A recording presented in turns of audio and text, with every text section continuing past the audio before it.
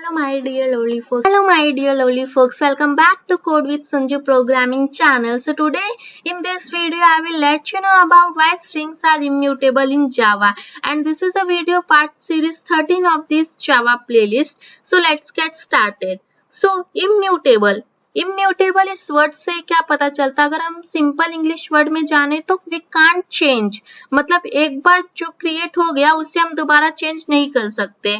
Mutable means क्या, modify कर सकते. इम्यूटेबल मतलब वी कांट मॉडिफाई, अगर एक बार कोई चीज रेडी हो गई तो उसको हम दोबारा चेंज नहीं कर सकते हैं. सो यहाँ पे मैंने एक स्ट्रिंग str नेम का ऑब्जेक्ट क्रिएट किया विच इज संजू, एंड और एक ऑब्जेक्ट क्रिएट क्यों सेम संजू नाम का, बट इसका रेफरेंस वेरिएबल क्या है, str1 है. ठीक है, मैं इसे आपको एग्जांपल के साथ बताती हूँ. तो पहले हम यहाँ पे एक मेमोरी क्रिएट करते हैं. एक मेमोरी क्रिएट कर रही हूँ विच इज हीप मेमोरी. ठीक है, ये हमारा क्या है, हीप मेमोरी है. तो ये हमारा है हीप मेमोरी. तो हीप मेमोरी के अंदर हमारा एक स्पेस होता है allocate already which is SCP, that is called string constant. So let's say अगर हम ये टाइप का ऑब्जेक्ट क्रिएट करते हैं तो ये हमारे हीप के स्ट्रिंग कांस्टेंट पूल में जाकर स्टोर होता है. पहले ये कंपाइलर चेक करेगा क्या संजू नाम का ऑब्जेक्ट यहाँ पे अपने स्ट्रिंग कांस्टेंट पूल में है, नहीं है, तो वो ऑब्जेक्ट क्रिएट करके देगा हमें स्ट्रिंग कांस्टेंट पूल के अंदर विच इज संजू. तो ये हमारे स्ट्रिंग कांस्टेंट पूल के अंदर संजू नाम का ऑब्जेक्ट क्रिएट हो गया जिसे रेफर कर रहा है str. नाउ कंपाइलर फिर चेक करेगा क्या संजू नाम का वेरिएबल और एक है हमारे स्ट्रिंग कांस्टेंट पूल में, हाँ है. उसे कौन रेफर कर रहा है, str1 रेफर कर रहा है. तो अगर सेम ऑब्जेक्ट क्रिएट है हमारे पास तो उसके लिए दोबारा मेमोरी एलोकेट नहीं होगा, तो str1 को भी किस में स्टोर हो जाएगा, संजू में ही str1 भी स्टोर हो जाएगा, उसकी वैल्यू भी. तो ऑब्जेक्ट हमारा बन जाएगा, str1 का भी ऑब्जेक्ट हमारा संजू में ही बन जाएगा. तो str1 भी हमारा क्या हो गया, संजू यहाँ पे जो है str1 वो भी हमारा बन गया स्ट्रिंग कांस्टेंट पूल के संजू ऑब्जेक्ट के अंदर. बिकॉज हमारा संजू ऑलरेडी है तो फिर दोबारा बनाने की नीड नहीं है, तो इसलिए तो हमारा जो ये था ये भी इसमें स्टोर हो गया हमारे स्ट्रिंग कांस्टेंट पूल के अंदर, जिसका मेमोरी लोकेशन हम देते हैं 100, जो भी हमारा मेमोरी का एड्रेस है. तो ये दोनों का मेमोरी एड्रेस हमने दे दिया 100. ठीक है, यहाँ तक सबको समझा, आई होप कोई डाउट नहीं होना चाहिए. ठीक है, तो इसका मेमोरी एड्रेस है 100. अब ये फिर से चेक करेगा क्या, और एक यहाँ पे हम ऑब्जेक्ट क्रिएट करते हैं which is string str3 equals to let's say Simran. तो ये कंपाइलर चेक करेगा क्या हमारे SCP में सिमरन है, नहीं है, तो ये अलग से और एक ऑब्जेक्ट क्रिएट करेगा स्ट्रिंग कांस्टेंट पूल में विच इज सिमरन. बिकॉज देखो संजू हमारे पास दो सेम ऑब्जेक्ट थे तो इसके लिए उसने मेमोरी अलोकेट नहीं किया, उससे एक ही ऑब्जेक्ट के अंदर रेफर कर दिया. बट यहाँ पे str3 है विच इज सिमरन, तो सिमरन तो हमारे ना str में ना str1 में है, तो इसलिए इसके लिए अभी नया ऑब्जेक्ट क्रिएट होगा हमारे स्ट्रिंग कांस्टेंट पूल में, जिसे कौन रेफर कर रहा है, हमारा str3 रेफर कर रहा है इसे. तो ये हमारा हो गया. तो इसका एड्रेस हो जाएगा लेट्स से मेमोरी एड्रेस 1000, इसको दे देंगे. सो सिमरन को मेमोरी एड्रेस मिल गया 1000. अभी नेक्स्ट हमारा क्या है, string str3 equals to new string Sanju.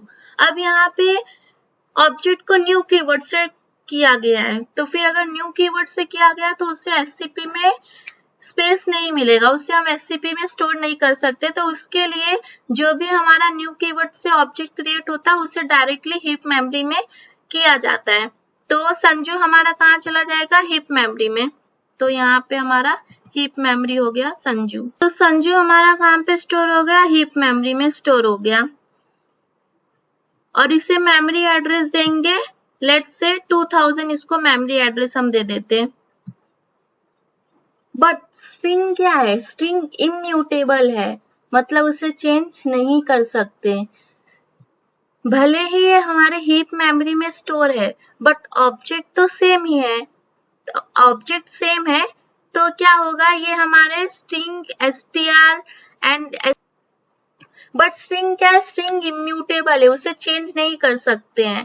तो str एंड str1 दोनों का ऑब्जेक्ट क्या है, संजू है, एंड जो हमने न्यू कीवर्ड से बनाया उसका भी ऑब्जेक्ट संजू है। तो ये संजू भी हमारा किस में स्टोर हो जाएगा, str1 में स्टोर हो जाएगा। मार्क माय वर्ड, ये रहेगा हीप में बट ऑब्जेक्ट तो तीनों के सेम है, तो इसके लिए क्या होगा, ये भी हमारा कहाँ स्टोर हो जाएगा, संजू में ही ये भी स्टोर हो जाएगा। ठीक है, 2000 मेमोरी एड्रेस है वो होल्ड हो जाएगा और ये 100 मेमोरी एड्रेस इसका होगा। ठीक है, तो ये था हमारा diagrammatic representation of why string is immutable in Java and heap memory का भी इन डेप्थ मैंने आपको बताया। तो हीप मेमोरी बेसिकली क्या काम करता है, जो हमारा रेफरेंस वेरिएबल है, रेफरेंस वेरिएबल का ऑब्जेक्ट चेक करता है क्या वो स्ट्रिंग कांस्टेंट पूल में है, इफ नहीं है तो वो ऑब्जेक्ट क्रिएट करके देगा, और अगर सेम ऑब्जेक्ट है तो उसे एक ही एड्रेस में स्टोर कर देगा। और जो हम लोग न्यू कीवर्ड से ऑब्जेक्ट क्रिएट करते हैं तो हमारे स्ट्रिंग कांस्टेंट पूल में स्टोर ना होके वो हमारे हीप मेमोरी में स्टोर होता है। बट अगर ऑब्जेक्ट उसका भी सेम है तो उसे मेमोरी एड्रेस किसकी मिलती है, जो हमारा ऑब्जेक्ट है उसकी ही मेमोरी एड्रेस उसको मिलती है, और जो उसका करंट एड्रेस होता है उसको वो होल्ड पे रखता है। तो अब हम प्रैक्टिकली इसे समझते हैं कि कैसे होगा। अगर हम चाहे तो इसे चेंज कर सकते हैं, कॉपी करके कर सकते हैं, बट इसे हम इम्यूटेबल है मतलब इसे तो हम चेंज नहीं कर सकते, but with the help of copy हम कर सकते। मैं इसे एग्जांपल के साथ बताती हूँ प्रैक्टिकली। तो आ जाते हैं अपने एक्लिप्स पे। यहाँ पे मैं string str equals to Sanju and then string str1 equals to Sanju, और यहाँ पे string str3 equals to new string and यहाँ पे संजू और यहाँ पे सिमरन। और अब हम इसे रन करके देखते हैं। सिस आउट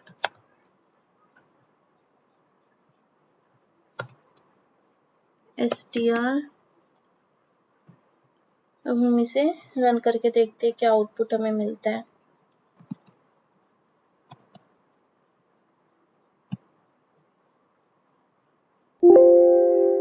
तो यहाँ हमको संजू मिल गया।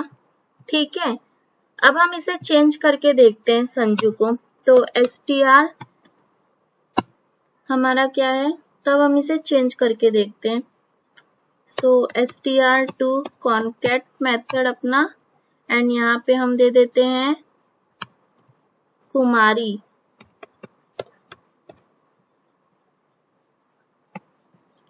तो अभी हमें आउटपुट में क्या आना चाहिए, संजू कुमारी आना चाहिए, बिकॉज मैंने इसे चेंज किया। तो यहाँ पे देखो संजू ही आया, क्यों आया, अब हम इसे देखते हैं। तो लेट्स से अगर मुझे यहाँ पे संजू से संजू कुमारी करना है, str1 dot concat equals to Kumari.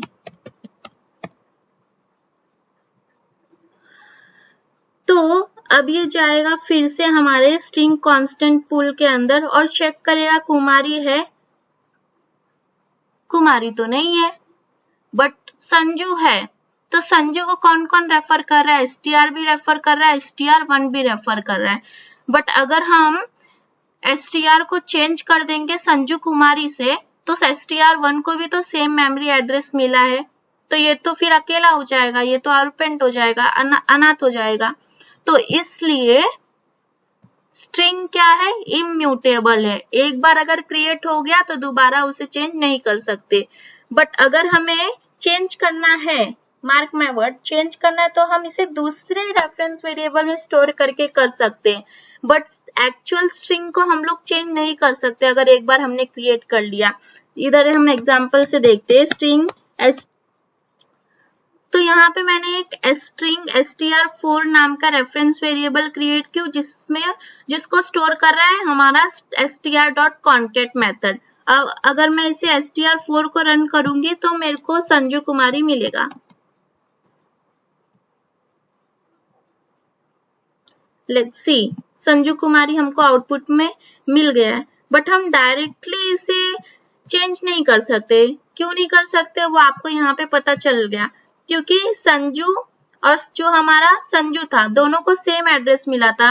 str और str1 को एक ही ऑब्जेक्ट में स्टोर कर दिया गया था और उसका मेमोरी एड्रेस भी सेम था, ठीक है, str और str1 का भी। अगर मैं str को चेंज करती हूँ संजू कुमारी से तो str1 अकेला हो जाएगा, ठीक है, तो उसके पास तो कुछ रहेगा ही नहीं, तो ये प्रॉब्लम नहीं आए, इसलिए string is immutable. You can see the advantage of why string is immutable का।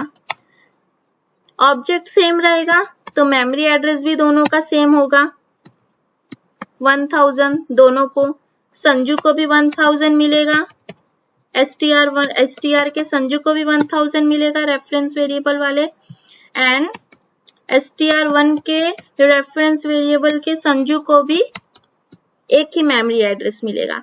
तो इससे क्या होएगा, हमारा जो मेमोरी का जो स्टोरेज है वो कम होएगा। दूसरा, अगर हम एक ही मेमोरी एड्रेस में हमारा दो ऑब्जेक्ट स्टोर है, बट अगर हम एक को चेंज करना चाह रहे तो दूसरा तो हमारा अकेला हो जाएगा, तो वो भी हमारा सेव हो गया। So this is all about हमारा why string is not immutable in Java. So if you like my video, so please like, share and subscribe. Thanks for watching. Love you guys.